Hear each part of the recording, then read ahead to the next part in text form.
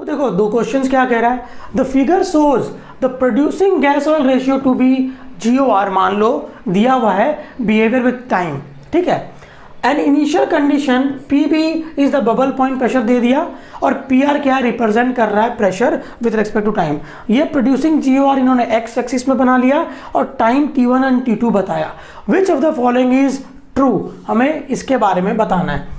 तो क्या बोल रहा है कि मुझे ये बताना है कि PR T1 bubble point pressure से ज़्यादा है, या मतलब PR T का रिलेशनशिप बबल पॉइंट प्रेशर के साथ किस तरीके से है। तो देखो दोस्तों, अगर ये ग्राफ हम देखते हैं तो यहाँ पे क्या है, GOR कांस्टेंट है। तो मुझे पता है GOR कांस्टेंट कब रहता है, जब P रिजर्वायर ज़्यादा होता है बबल पॉइंट प्रेशर से।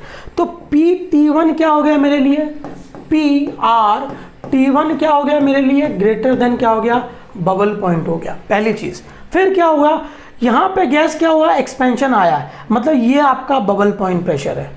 बात समझ आ रही है, ये आपका बबल पॉइंट प्रेशर है। अब यहाँ से क्या होगा, गैस की सैचुरेशन या गैस GOR क्या होगा, कम हो गया। क्यों, क्योंकि फ्री गैस जो निकल के आ रही है वो अब रिजर्वायर में ही रह रही है।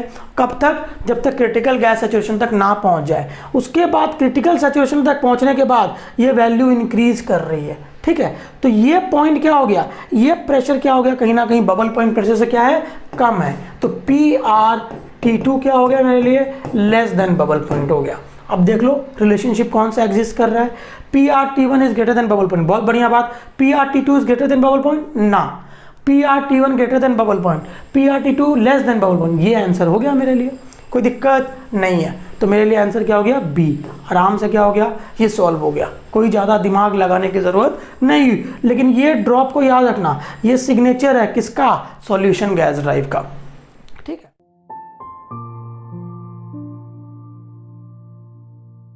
देखो एक कोर सैंपल दिया हुआ है, within a core sample क्या बोल रहा है कि length of the core sample दे दिया, ब्रेथ दे दिया, विथ दे दी, हाई। ये तो क्या है, ये तो डायमेंशन दे दिए सारे। तो बल्क वॉल्यूम वापस से कैसे होगा, निकल जाएगा। अगर तीनों की चीज़ें वेरी कर दी तो बोल सकता हूँ ये cuboid kind of a thing है। तो 10 4 4, तो मैं बोल दूँ कि इसमें क्या हो जाएगा, बल्क वॉल्यूम क्वेश्चन नंबर 8 के लिए VB क्या हो गया, कह सकता हूँ LBH हो गया है। तो ये 10 दिया हुआ है, ये 4 दिया हुआ है, ये 4 दिया हुआ है। ये तो बहुत आसान है यार, इसके लिए तो कैलकुलेटर भी नहीं यूज़ करना। तो ये क्या हो गया, 160 आ गया। कोई दिक्कत है क्या, नहीं है। बल्क वॉल्यूम आ गया। अब देखो weight of the dry sample दे दिया, weight of the 100% saturated sample दे दिया, और डेंसिटी जिस फ्लूइड की यूज़ की है वो कितनी है, 1.1, ठीक है। तो मैं कह सकता हूँ कि पोर वॉल्यूम क्या हो जाएगा, पोर वॉल्यूम कुछ नहीं, ये तो क्या हो गया, वेट ऑफ सैचुरेटेड सैंपल हो गया minus weight of dry sample हो गया अपॉन डेंसिटी ऑफ ब्राइन हो गया। क्योंकि ब्राइन से हमने क्या किया है, इस कोर सैंपल को सैचुरेट किया है, यस और नो। तो ये देखो ये 300 दिया हुआ था ना सैचुरेटेड, जहाँ तक मुझे याद है 300 दिया था, और 282.4 क्या है आपका ड्राई सैंपल का वेट है, और डेंसिटी ब्राइन की 1.1 दी हुई है। तो क्या आ गया, पोर वॉल्यूम 300 माइनस 282.4, ठीक है, अपॉन 1.1। अरे ये तो 16 आ गया, ठीक है। तो पोरोसिटी क्या हो गई, VP अपॉन VB, ये क्या हो गया 16 अपॉन 160। कैलकुलेटर यूज करने की जरूरत नहीं है। ये क्या हो गया 0.1 आ गया, तो ये क्या हो गया 10% आ गया। 10%, ये बहुत ही आसान सवाल था।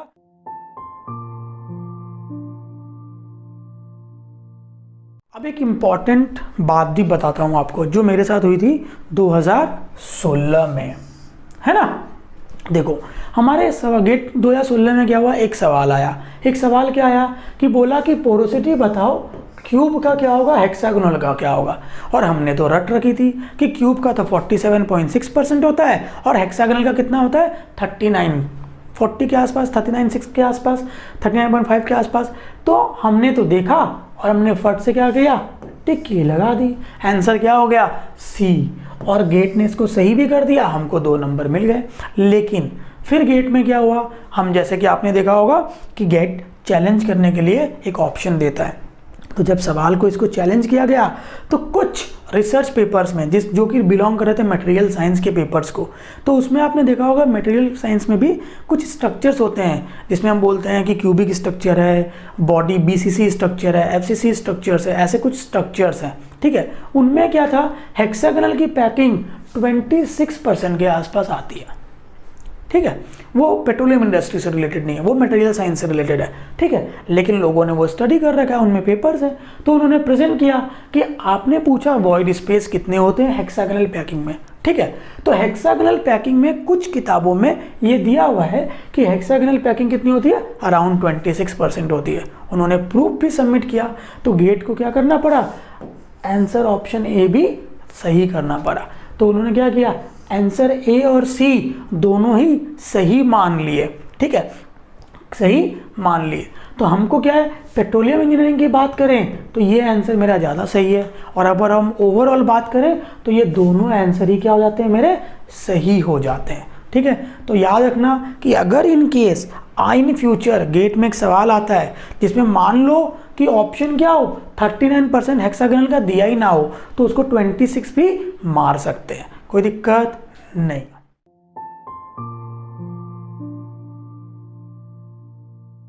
बहुत इजी सवाल है, समझने की कोशिश करो। अ गैस प्रोडक्शन वेल, याद रखना गैस वेल में लगाना डिक्लाइन कर्व रिलेटिवली इजी है या ज़्यादा एप्लीकेबल है गैस वेल में। समझो, a production of gas well was found to decline exponentially, ठीक है। इसने लिख दिया कैसा डिक्लाइन है, एक्सपोनेंशियल है। ये हिंट बहुत इंपॉर्टेंट है दोस्तों हमारे लिए। हमें सबसे पहले जब सवाल मिलेगा ना, हमें ये देखना है कि वो कौन से डिक्लाइन कर्व की बात कर रहा है, क्योंकि उसी के अकॉर्डिंग क्या होगा, हमारी इक्वेशन लगेगी। और ले दे के एक पर्टिकुलर डिक्लाइन कर्व की इक्वेशन में 2 ही इक्वेशन है जो हमें सॉल्व करनी है। देखो समझो, तो उन्होंने बोला कि डिक्लाइन कर रहा है एक्सपोनेंशियली, और ऑब्जर्व प्रोडक्शन मान लो जनवरी 2014 में कितना था, इतना कुछ था, मतलब 0.6 × 10⁻⁸ SCF पर मंथ था। ये मैंने ध्यान रखा, यूनिट्स का बहुत ध्यान रखना है डिक्लाइन कर्व में।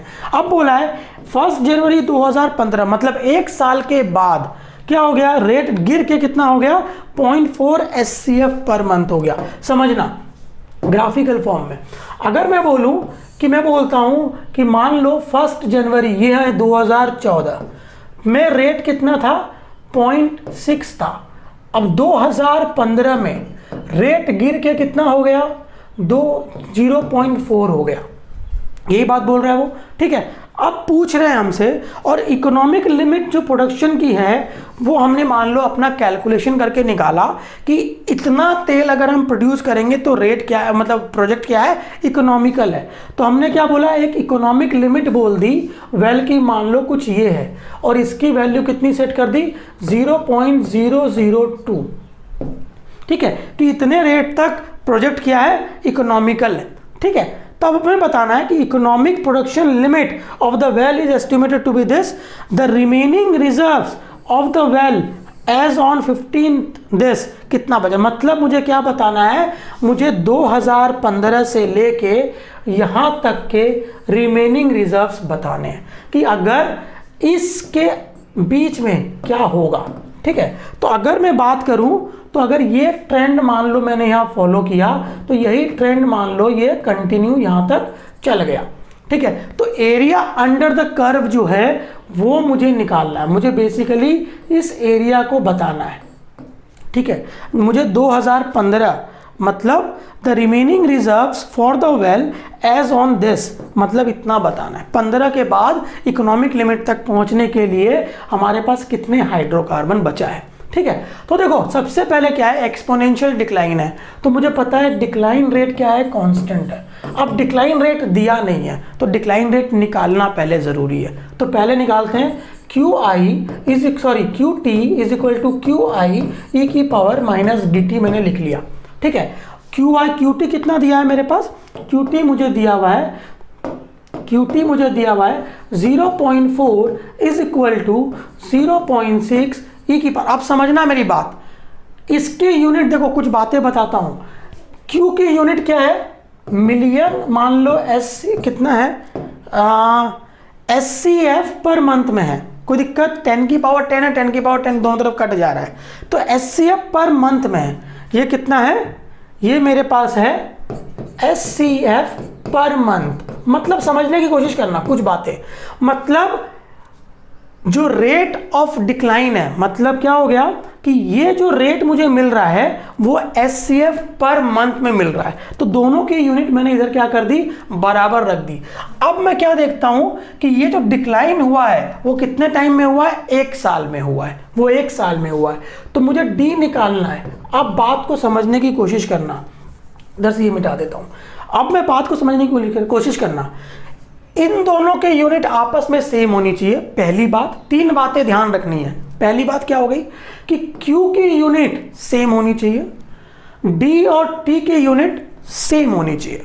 ठीक है, बस 2 बातें हो गई क्लियर। तीसरी बात क्या ध्यान रखना है कि जितने टाइम इंटरवल में डिक्लाइन हुआ है, जितने टाइम इंटरवल में डिक्लाइन हुआ है, आपका D क्या है, उसी टाइम की यूनिट में आ रहा है। ठीक है, हम इसको निकाल सकते हैं किसी भी और भी टाइम यूनिट पे, लेकिन देखेंगे चेंज कितने टाइम में हुआ है, 1 साल में। ठीक है, 1 साल में हुआ है। तो आप देखो इसके यहाँ पे मेरे पास 3 इक्वेशंस बन सकती है। मैं तीनों इक्वेशंस यहाँ लिखूंगा। मैं यहाँ पे लिख सकता हूँ क्योंकि ये चेंज 1 साल में हुआ है, तो मैं यहाँ टाइम की अगर यूनिट मान लो 1 साल रख देता हूँ, मैं टाइम की यूनिट यहाँ 1 ईयर रख देता हूँ। ठीक है, तो अब जो D आएगा मेरे पास D अब आएगा आपके पास 1/ईयर में, कोई दिक्कत नहीं है। वहीं पे मैं इसको लिख सकता हूं 0.6 e की पावर -d इंटू 12। अब जो D मेरे पास आएगा वो मेरे पास आएगा 1/मंथ में। ठीक है, और इसको मैं लिख सकता हूं 0.6 e की पावर -d इंटू 360। अब जो D मेरे पास आएगा वो आएगा 1/डे। लेकिन समझ में आ रही है बात? तो जिसमें भी यूनिट पूछेगा उसमें हम इसको सॉल्व कर देंगे, कोई दिक्कत नहीं है। तो मान लो हम इस चीज को इधर कंटिन्यू करते हैं। ठीक है, मैं बोलता हूं 0.4/0.6 इज इक्वल टू e की पावर -d इंटू 1। तो मेरे पास D की वैल्यू कितनी आ जाएगी, आराम से निकाल लेते हैं। That is 0.4 divided by 0.6। ठीक है, ln ऑफ आंसर, ठीक है, शिफ्ट e की पावर आंसर। ठीक है, तो D कितना आ गया मेरे पास, T का वैल्यू कितना है, 1 हो गया।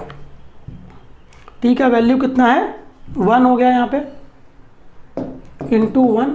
ठीक है, तो ये हो गया 0.4 डिवाइडेड बाय 0.6। ठीक है, इतना हो गया। ln ले लिया मैंने दोनों साइड, ln हो गया, ln आंसर। तो ये आ गया -0.4, दैट इज 0.405 1/ईयर आ गया डिक्लाइन रेट। डिक्लाइन रेट कितना आ गया, 0.4 एक तरीके से पर ईयर आ गया। अब मुझसे क्या पूछा है, रिजर्व्स पूछा है। तो रिजर्व्स निकालने के लिए मैं क्या करूंगा, मुझे QP चाहिए। ठीक है, तो मैं क्या करता हूं, यहीं पे सॉल्व कर देता हूं।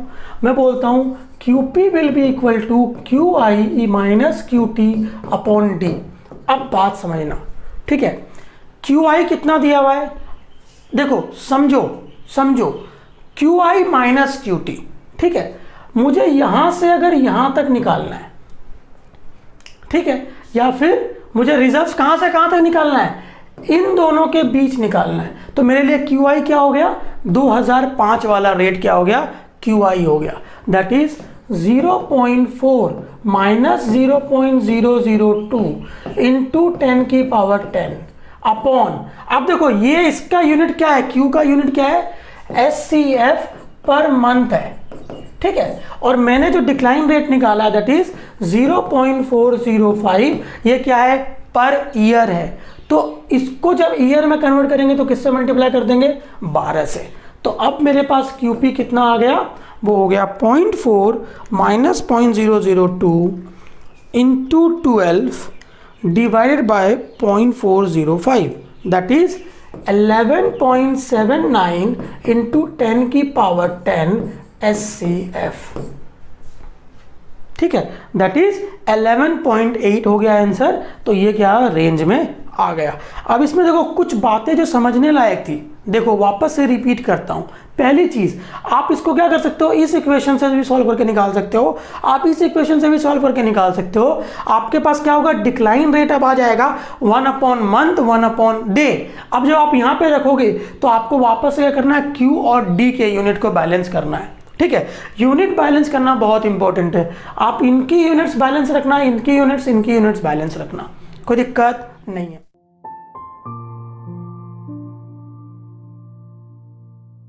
पहले क्या बोल रहा है मेरे पास कि 30 फीट गैस रिजर्वायर की थिकनेस दी हुई है, ठीक है, और उसका एरिया दे दिया है 3000 एकर्स।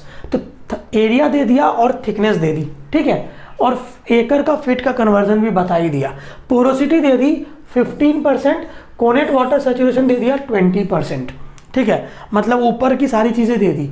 इनिशियल प्रेशर दे दिया 2600 और प्रेशर दे दिया, टेम्परेचर दे दिया 1500, ठीक है। कंप्रेसिबिलिटी फैक्टर दे दिया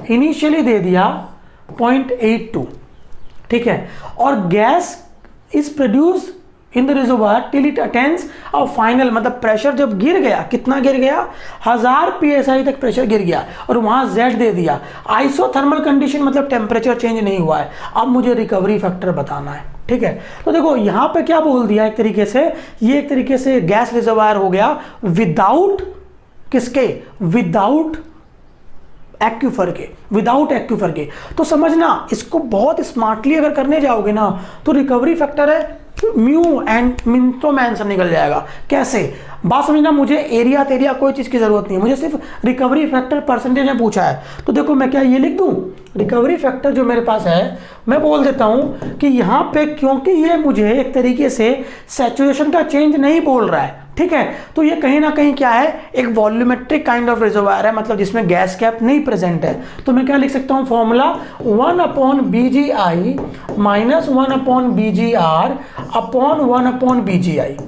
अब देखो यहां पे मुझे BG वगैरह की वैल्यू नहीं दी, लेकिन मुझे BG पता है क्या होता है, पॉइंट मान लो 0.2827 ZT/P होता है, और मुझे ZT और P की वैल्यूज दी हुई है, ठीक है। अब क्या करेंगे, कुछ लोग बीजी की वैल्यू कैलकुलेट करने चले जाते हैं, ठीक है, तो मैं बोलता हूं बीजी की वैल्यू कैलकुलेट करने की जरूरत है क्या, नहीं जरूरत है, ठीक है। इसको फास्ट तरीके से कैसे किया जा सकता है, देखो अगर मैं यहां लिख रहा हूं तो मैं सीधा सीधी क्या करता हूं, मैं बीजी की वैल्यू कैलकुलेट नहीं करने जाऊंगा, मैं सीधा सीधी क्या बोल दूंगा, देखो BGI मान लो, तो देखो ये क्या है, एक तरीके से BG अपॉन BG का रेशियो ही है। देखो लिख के दिखा देता हूं, मान लो मैं इसको लिख देता हूं P अपॉन 0.02827 Z मान लो ZI/TI, ठीक है, माइनस टाइम्स, ठीक है, वापस से P फाइनल हो गया मान लो upon 0.02827 Z final T final, कोई दिक्कत है क्या, अपॉन क्या हो जाएगा, PI अपॉन 1/BGI लिख रहा था 0.2827 ZI/TI। अब आप देखोगे अगर तो कैलकुलेशन करने की जरूरत नहीं थी, ये कांस्टेंट है, कट गया। अब क्योंकि आइसोथर्मल कंडीशन था तो ये भी कट चुका है, तो बचा क्या है मेरे पास, मेरे पास रिकवरी फैक्टर जो बचा है वो है PI upon ZI minus PF upon ZF upon PI/ZI। Simply मतलब P और Z का बस रेशियो चाहिए, ठीक है, बात समझ में आ रही है। इसको हम आगे भी देखेंगे, इसको और आसान तरीके से बताऊंगा। तो PI कितना है 2600 और उसके करस्पॉन्डिंगली Z कितना है 0.8, तो मैं लिख देता हूं, तो PI मेरे पास कितना हो गया 2600 upon 0.82 divided by 2600.0.82 minus of pressure कितना कम हो गया, फाइनल प्रेशर 1000 है और Z कितना 0.88, तो माइनस 1000 अपॉन 0.88। याद रखना ये फॉर्मूला तब लिख पाया हूं जब सैचुरेशन क्या था, कांस्टेंट था, सेम था, वरना क्या करेंगे, SOI वाला फॉर्मूला भी यूज करेंगे, that is 2600 divided by 0.82 minus of, ठीक है, ये value I minus of 1000 divided by 0.38 divided by 3170.73, तो ये कितना आ गया, लगभग रिकवरी फैक्टर यहाँ कितना आ जाएगा, रिकवरी फैक्टर कितना आ जाएगा, यही हो गया ना, ठीक है। तो रिकवरी फैक्टर कितना आ गया, 17%, नहीं कितना है, जल्दी बताओ जल्दी बताओ, दैट इज़ हो गया 1/BGI, तो Z, ठीक है, P ऊपर चला गया, कोई दिक्कत नहीं है, दैट इज़ PI कितना हो गया 2600 divided by 0.82 minus of 1000 divided by 0.88, ठीक है, डिवाइडेड बाय 3170.73, दैट इज़ आ गया 68% के आसपास बैठ रहा है, ठीक है। थोड़ा सा कैलकुलेशन चेक कर लेना, ठीक है, इतना ही आंसर लगभग क्या हो गया, 63 और 65 के बीच में कैलकुलेशन आ गया। बेसिकली क्या है, रेशियो है Z और P का, ठीक है, बात समझ आ गई।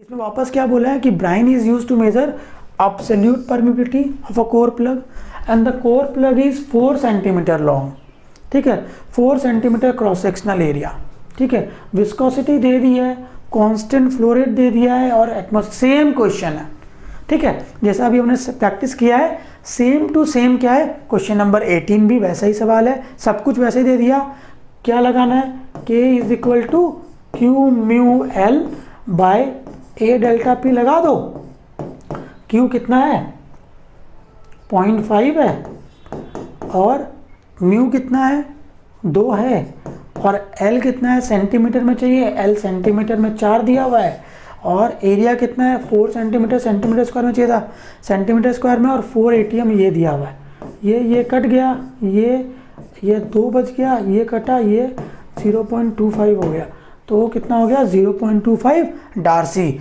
यूनिट का ध्यान रखना, जिस यूनिट में पूछा जाए उसी यूनिट में आपको आंसर करना है। अगर डार्सी में पूछा है तो डार्सी में ही आंसर लिखेंगे, अगर डार्सी में नहीं पूछा है, अगर ये मिली डार्सी में पूछता तो इसका आंसर 250 लिख के आते हैं।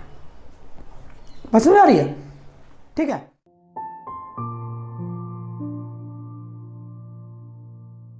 अब क्वेश्चन नंबर देखो 9 करते हैं। ये गेट 2016 में आया था। पहले तो क्या है, उसने ऑयल रिजर्वायर बोला तो मैं समझ गया कि वो स्लाइटली या इनकम्प्रेसिबल फ्लूइड की बात कर रहा है, ये बात क्लियर हो गई मुझे।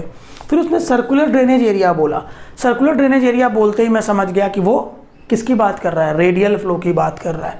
अब उसने रेडियस दे दी 700 फीट की, 700 फीट दे दिया उसने। फिर उसने बोला था well is completed with 7 inch production casing, लेकिन 7 इंच दिया है तो मैंने इसको क्या किया, मैं इसको रेडियस में मतलब इंच से फिट में कन्वर्ट कर लूँगा। और उसने बोला कि assume the reservoir pressure is 1000 PSI, permeability दे दी, ठीक है, 20 फीट की थिकनेस भी दे दी, विस्कोसिटी ऑफ ऑयल दे दिया, फॉर्मेशन वॉल्यूम वेक्टर दे दिया, फ्लोइंग बॉटम ऑयल प्रेशर। एक मन में डाउट आया कि ये स्टडी स्टेट है या अनस्टडी स्टेट केस है। देखो उसने बोल दिया स्लाइटली कंप्रेसिबल, कंप्रेसिबिलिटी नहीं दी तो इनकम्प्रेसिबल फ्लूइड हो गया, ठीक है। फिर उसने ड्रेनेज एरिया दे दिया तो रेडियल हो गया, लेकिन उसने यहाँ पे इस क्वेश्चन में ये हिंट नहीं दिया था कि स्टडी स्टेट है या ये सूडो स्टडी स्टेट है। तो मैं समझ गया कि अगर कुछ भी ना दे तो स्टडी स्टेट मान लेना है, स्टडी स्टेट मान लेना है। और ये रिजर्वायर का प्रेशर दिया हुआ है तो ये जनरली क्या है, एक्सटर्नल प्रेशर की बात कर रहा है।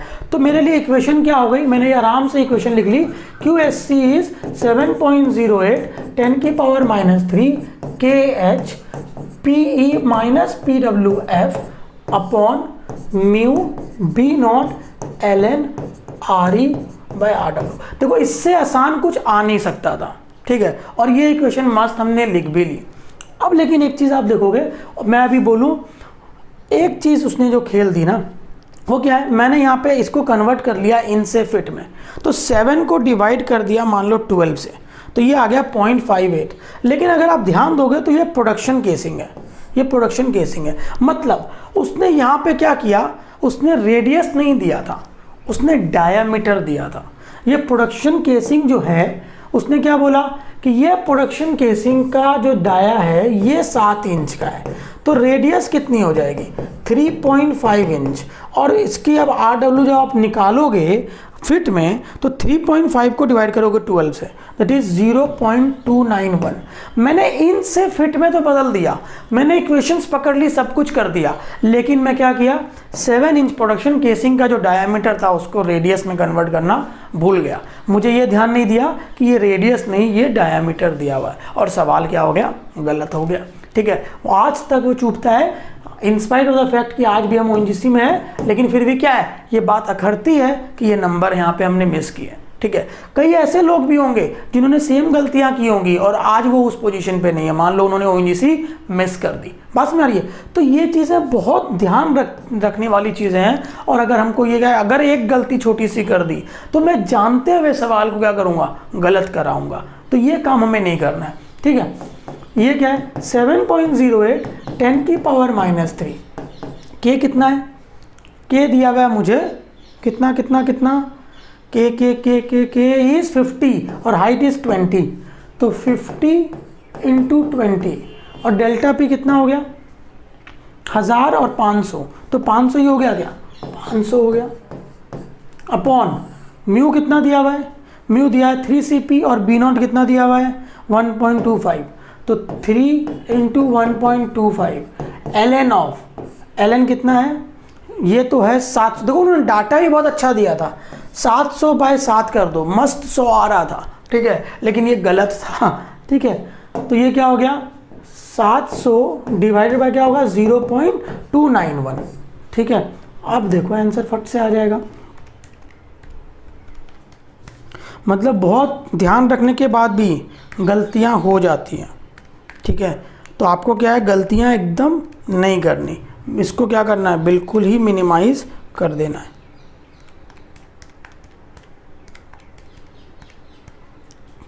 ठीक है, तो ये क्या हो जाएगा, 700 डिवाइडेड बाय 0.291, ln लेना भूल गए थे, ln into 1.25 into 3, 7.08 divided by answer divided by 1000 into 10 20 into 500, तो ये क्या हो गया, 121.25 STV पर डे में आ गया। इससे आसान सवाल नहीं आ सकता था, बस क्या था कि थोड़ा सा रेडियस और उसका ध्यान रखने की ज़रूरत थी, आंसर आ गया।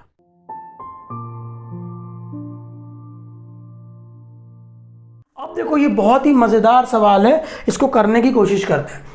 करने की कोशिश क्या करते हैं, करके दिखाएंगे। ठीक है, और बहुत आराम से करेंगे। समझना, एक क्या बोल रहा है कि मेरे पास एक प्रोडक्शन टेस्ट हम कर रहे हैं ऑयल रिजर्वायर में। ठीक है, तो ऑयल प्रोडक्शन का जो रेट है वो 200 STB पर डे है। तो मैं कुछ डाटा लिख लेता हूँ, मैं बोलता हूँ ऑयल के प्रोडक्शन का रेट कितना है, 200 STB पर डे है।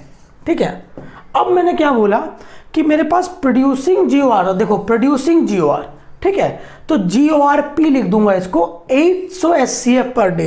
अब बात समझने की कोशिश करना, यहीं पे कंसेप्ट थोड़े रिवाइज भी हो जाएंगे और कुछ और अंडरस्टैंडिंग हमारी बढ़ेगी। ध्यान से समझना, मैं बोलता हूं GOR मान लो P is equal to 800 SCF पर STB है। ये कहने का मतलब क्या हो गया, एक STB of oil is capable of giving 800 SCF of gas. ठीक है, फिर यहाँ पे क्या बोल रहा है कि डिजॉल्व्ड GOR जो है वो 200 है। मतलब इसमें से अगर प्रोड्यूस हुई है, समझना, अगर मैं बोलूँ ये जो प्रोड्यूस गैस है, अगर मैं बोलूँ कि यहाँ पे मेरे पास 2 कंटेनर है, मान लो एक में मैं गैस का वॉल्यूम ले रहा हूँ और एक में मैं ऑयल का वॉल्यूम ले रहा हूँ, मान लो। ठीक है, तो ऑयल का वॉल्यूम मेरे पास कितना है, मैं बोलता हूँ ऑयल का वॉल्यूम मेरे पास 200 STB आया है। ठीक है, और वहीं पे गैस का जो वॉल्यूम है वो 800 SCF आया है पर STB से मान लो।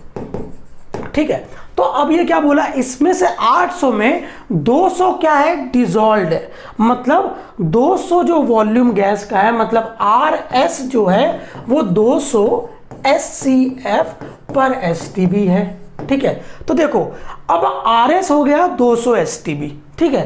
अब वो आगे देखो बात समझना, आगे क्या दे दिया उसने BG की वैल्यू दे दी और उसने B0 का वैल्यू दे दिया। BG वो कितना बोल रहा है, BG बोल रहा है 0.01 फीट क्यूब पर SCF, ठीक है। BG कहाँ किसको रिलेट करता है, सरफेस वॉल्यूम को रिजर्वायर वॉल्यूम से और गैस के केस में। और B0 कितना बोल दिया, 1.2 रिजर्वायर बैरल्स पर STB, ठीक है। और B0 क्या करता है, वॉल्यूम ऑफ ऑयल को रिलेट करता है surface volume of reservoir volume में रिलेट करता है, ठीक है। तो ये इंफॉर्मेशन मुझे दी हुई है। अब समझदारी वाली बात है, वो मुझे बोल रहा है कि मुझे निकालना क्या है, down hole GOR। Down hole GOR मतलब क्या हो गया, एक तरीके से वो मुझे बोल रहा है कि मुझे क्या निकालना है, मुझे निकालना है GOR एट रिजर्वायर कंडीशन, ठीक है। मतलब मुझे बेसिकली क्या चाहिए, वॉल्यूम ऑफ गैस चाहिए at reservoir by volume of oil चाहिए एट रिजर्वायर। मुझे ये दोनों चीज निकाल लूंगा तो GOR आ जाएगा रिजर्वायर पे, सिंपल। मुझे वॉल्यूम ऑफ गैस चाहिए रिजर्वायर और वॉल्यूम ऑफ ऑयल चाहिए रिजर्वायर। मेरा टारगेट अब यहां सेट है। अब देखो क्वेश्चन को समझने की कोशिश करना। जब आप सरफेस पे हो तो आप सरफेस पे देखते हो आप 200 STB ऑफ ऑयल प्रोड्यूस कर रहे हो, ठीक है। कितना वॉल्यूम ऑफ ऑयल प्रोड्यूस कर रहे हो, 200 STB ऑफ ऑयल। तो अगर मैं बात करूं वॉल्यूम ऑफ ऑयल सरफेस पे कितना प्रोड्यूस हो रहा है, तो 200 STB पर डे प्रोड्यूस हो रहा है, ठीक है। कोई दिक्कत नहीं है। अब मान लो मैं बोलता हूं GOR 800 STB है, तो वॉल्यूम ऑफ गैस कितनी प्रोड्यूस हो रही है, वॉल्यूम ऑफ गैस कितनी प्रोड्यूस हो रही है, तो मैं बोलता हूं GOR into volume of oil. बात समझ आ रही है, ठीक है। नहीं, एक सेकेंड के लिए अब मैं क्या बोलता हूं, GOR कितना हो गया मेरे पास, GOR into volume of oil. तो मैं क्या बोल देता हूं यहां पे, मेरे पास GOR कितना है, मान लो वो है मेरे पास 800 इंटू कितना हो गया है, इंटू 200। तो ये कितना हो गया 16, 1 2 3 4 SCF गैस क्या है जो मुझे प्रोड्यूस हुई है, कहां पे, सरफेस पे। इतनी total quantity of gas produce हुई है। अब एक बात समझना, अगर इतनी क्वांटिटी ऑफ गैस सरफेस पे टोटल प्रोड्यूस हुई है, तो ये जो क्वांटिटी ऑफ गैस प्रोड्यूस हुई है ना, ये कहां से प्रोड्यूस हुई है, ये एक फ्री गैस से भी आई है और डिजॉल्व्ड गैस से भी आई है। क्योंकि मैं क्या देख रहा हूं कि फ्री गैस और डिजॉल्व्ड गैस का वॉल्यूम क्या अलग अलग है। तो मैं अगर बोलता हूं, एक सेकेंड के लिए मैं बोलता हूं कि मेरे पास मान लो GOR is equal to dissolved gas plus free gas है, प्लस फ्री गैस है। तो मैं देखो क्या बोलूंगा, तो मेरे पास GOR कितना आ गया, मैं बोलता हूं 16 और 1 2 3 4 इतना SCF ऑफ गैस आया था। तो डिजॉल्व्ड गैस कितनी थी, मान लो RS की value into quantity of oil जो प्रोड्यूस हुआ, प्लस मान लो QG है volume of free gas at surface condition. तो अब ये वैल्यू मुझे पता है ये कितनी है, 200 इंटू 200 हो गया। बात समझ आ रही है, हाँ, plus quantity of gas at surface condition. तो क्वांटिटी ऑफ गैस सरफेस पे कितनी आ गई मेरे पास, अगर मैं इन सिंपल लैंग्वेज बात करूं तो मैं बोलूंगा 2 इंटू 2 मतलब 16,000 मान लो, माइनस 200 इंटू 200। तो ये कितना हो गया 1 2 1 2 3 4 SCF ऑफ गैस आ गई। ये क्या आ गई, ये वॉल्यूम ऑफ गैस आ गई एट सरफेस कंडीशन। कोई दिक्कत नहीं है। अब सरफेस कंडीशन पे ऑयल का वॉल्यूम कितना है, तो मैं बोलता हूं 200 STB है। कोई दिक्कत है क्या, देखो तो फ्री गैस सरफेस पे कितना है, इतना और इतना। बस में आ रही है।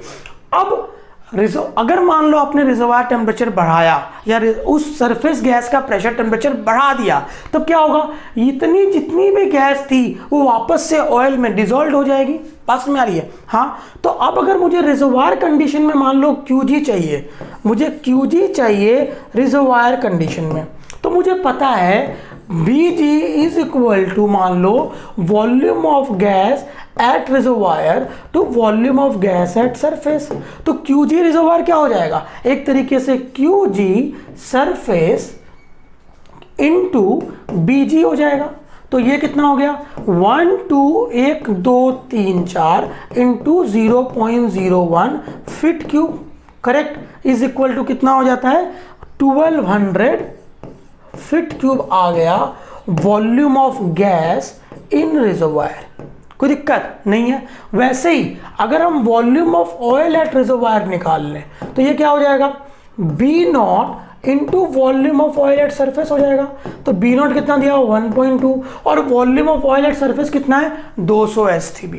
तो ये क्या हो गया 200, तो ये कितना हो गया 240 आ गया। कोई दिक्कत। अब देखो मेरे पास वॉल्यूम ऑफ गैस आ गई एट रिजर्वायर और वॉल्यूम ऑफ ऑयल आ गया एट रिजर्वायर, ठीक है, दोनों वॉल्यूम आ गए। अब मुझे GOR निकालना है, मुझे GOR निकालना है एट रिजर्वायर कंडीशन। तो वॉल्यूम ऑफ GOR निकालना है रिजर्वायर कंडीशन, तो इसी को कर दूं। वॉल्यूम ऑफ गैस कितनी थी 1200 feet cube, volume of oil कितना आ गया 240 reservoir barrels is equal to GOR reservoir. तो GOR कितना आ गया एट रिजर्वायर, ये क्या हो गया ये कट गया 24/5 feet cube by reservoir barrels. कोई दिक्कत है क्या? बहुत ही आसानी से देखो हमने क्या किया, सवाल को सॉल्व कर लिया। मुझे सिर्फ एक ही कंसेप्ट चाहिए कि जहाँ पे GOR निकालने बोलेगा हम वहाँ पे GOR निकाल देंगे। वहीं पे अगर मान लो 800 था तो ये सरफेस का वॉल्यूम ऑफ गैस बाय 200 कर देते तो 800 SCF पर गैस आ जाता। बस में आ रही है। तो देखो इसका कहने का मतलब है कि इंटरप्रिटेशन यहाँ पे भी क्या आएगा कि एक reservoir barrel of oil 5 feet cube of gas देता है रिजर्वायर कंडीशंस पे। कोई दिक्कत नहीं है। तो ये सवाल क्या हो गया आराम से हमारा हो जाता है।